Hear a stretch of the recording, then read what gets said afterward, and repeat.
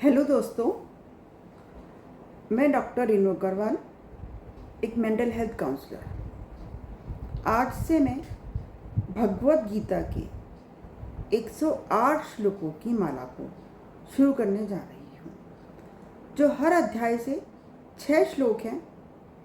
अगर हमने इसमें से कुछ श्लोकों को भी अपनी लाइफ में उतार लिया तो हमारी लाइफ का तो ट्रांसफॉर्मेशन हो ही जाना है।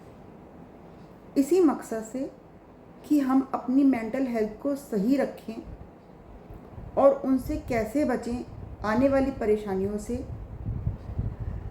मैंने पूरी भगवत गीता के हर अध्याय में से 6 श्लोकों को छाटा। उनके अर्थ को समझाने के लिए ये श्रृंखला बनाई है। और ये श्रृंखला अच्छी लगे तो इसको लाइक भी करना, ताकि मेरा ये पहला वीडियो है भगवत गीता का। इस पे मेरी यही 108 श्रृंखला की माला का बुक भी निकल रही है, अभी पब्लिश हो रही है, 15 डेज़ में आ जाएगी। तो जो ये मेरी जो श्रृंखला की प्रेरणा मुझे अपनी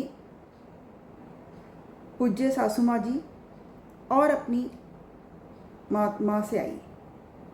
मेरे जो सासू माँ हैं वो बहुत भगवत गीता को मानती थी, गीता को मानती थी, हमें भी याद कराती थी 12वां अध्याय तो। और जो मेरी मम्मी हैं थी, अब तो नहीं है, वो उनमें बहुत ज़्यादा सेवा भाव, मेरे पापा मम्मी में दोनों में, इवन मेरे भाई में भी बहुत ज़्यादा है। तो वही हम में अभी आया, तो सोचा कि क्यों ना ये श्रृंखला बनाई जाए।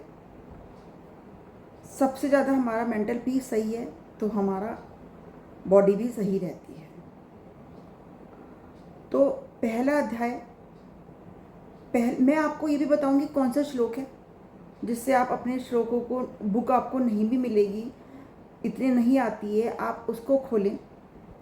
और संस्कृत नहीं याद होती, कोई बात नहीं, हमें तो उसके भाव को जीना है, अपने अंदर जीना है, अपने अंदर उतारना है। तो जो इसका पहले अध्याय का 28 और 29वां श्लोक, पहले अध्याय का 28वां और 29वां श्लोक है, दृष्टम स्वजनम, दृष्टम स्वजनम कृष्णम युयुत्सम समुपस्थम सोदांति मम गतराणि मुखम च परिशुषंति। अर्थात अर्जुन कहते हैं कृष्ण जी से, हे कृष्ण, युद्ध के लिए उपस्थित सारे स्वजन मेरे अपने हैं, तो मेरे हाथ पैर शिथिल हो रहे हैं और मेरा गला सूख रहा है, तो मैं कैसे युद्ध करूं। अर्थात ये तो आप खुद भी देखते हैं कि जब हम अपनों से ही लड़ते हैं या गुस्सा होते हैं तो हमारे हाथ पैर शिथिल हो जाते हैं और मुंह सूख जाता है। इन दो भावनाओं को तो सबने ही एहसास किया होगा, एहसास किया तो होगा लेकिन रिलेट नहीं किया होगा। आज से आप रिलेट करेंगे कि जब भी हम कभी कुछ ऐसा करते हैं तो हमारे हाथ पैर शिथिल हो जाते हैं और हमारे मुख सूखने लगता है। तो श्री कृष्ण जी कहते हैं कि तनाव और भय, कोई भी हमारी परिस्थिति ऐसी हो, घर में कोई बीमार हो, परीक्षा हो, कहीं जाना हो, इवन कहीं जाना हो, यात्रा पे भी अकेले जाना हो, तब भी टेंशन हो जाती है, हाथ पैर शिथिल हो जाते हैं कि हमें लगता है हम कैसे जाएंगे। तो ये स्वाभाविक है, टेंशन तो होगी ही, भय भी होगा, लेकिन हमें धैर्य बनाए रखना है और अपने मानसिक संतुलन को बनाए रखना है कि अगर दोनों चीज़ आप धैर्य से बनाए रखोगे तो आपको सोल्यूशन भी मिलेंगे, और आप पैनिक हो जाओगे तो आपको कोई भी सोल्यूशन नहीं मिलेगा। तो आप कोई भी परिस्थिति हो तो उसमें आप पैनिक ना हो। मैं 2-2 अध्याय रोज लूँगी हर वीडियो में, क्योंकि एक एक अध्याय लूँगी तो 100 अध्याय तो बहुत रोज़ वीडियो बना भी नहीं पाऊँगी। हफ्ते में 2 का टारगेट लिया है। देखते हैं प्रभु जी मेरा इसमें कितने साथ देते हैं और आप लोग कितना साथ देते हैं, कितना इस वीडियो को प्यार करते हैं। दूसरा, पहले अध्याय का तीसरा श्लोक, ना चा शक्नोमेव सतुम भ्रमति च मनः। मतलब अगर हमें कोई भय है या कोई भ्रम है तो हमारी निर्णय की शक्ति कमज़ोर हो जाती है। तो जब आपको कोई किसी बात से डर लग रहा हो या किसी बात का डर हो या किसी बात को संशय में हो, तो उस समय कोई भी निर्णय ना लें, क्योंकि जब आप कोई निर्णय लेंगे तो वो सही नहीं होगा। तो सबसे पहले अपने मन को शांत रखो, उसके बाद निर्णय लो। अब मन को शांत कैसे रखें? हमारी गलती है नहीं, किसी ने हमें कुछ कह दिया तो स्वाभाविक है गुस्सा तो आएगा ही, या हमने बहुत मेहनत करी, सामने वाले ने कह दिया तुमने तो कुछ किया ही नहीं, या हमने झूठ बोला नहीं, सामने वाले ने कह दिया तुम तो झूठ बोलते हो, या हमने चोरी की नहीं, सामने वाले ने कह दिया तुम तो चोरी करते हो।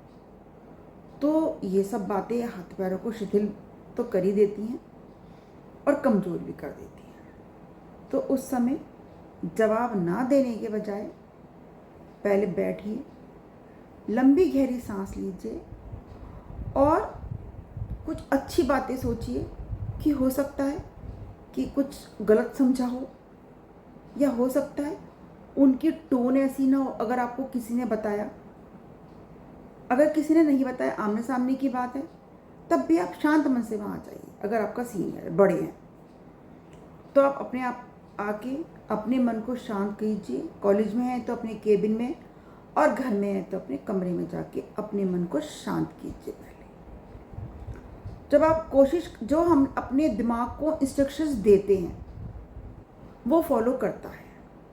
आप करके देखिए, जब अपने मन को शांत करने के करेंगे शांत शांत शांत, तो वो शांत होगा, जरूर होगा।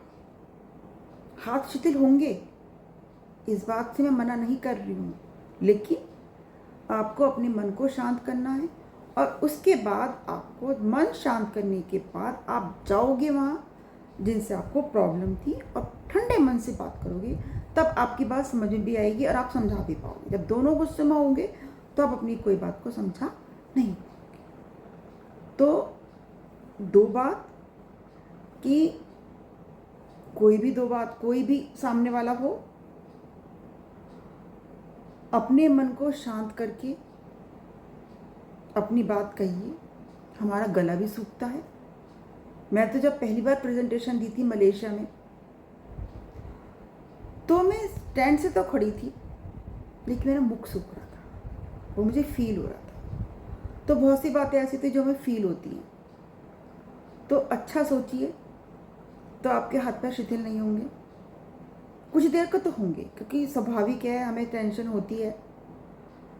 और जब भी आपको कोई टेंशन हो तो कुछ ना कुछ पॉजिटिव निकालिए, कुछ ना कुछ अच्छा सोच के अपनी ग्रोथ कीजिए।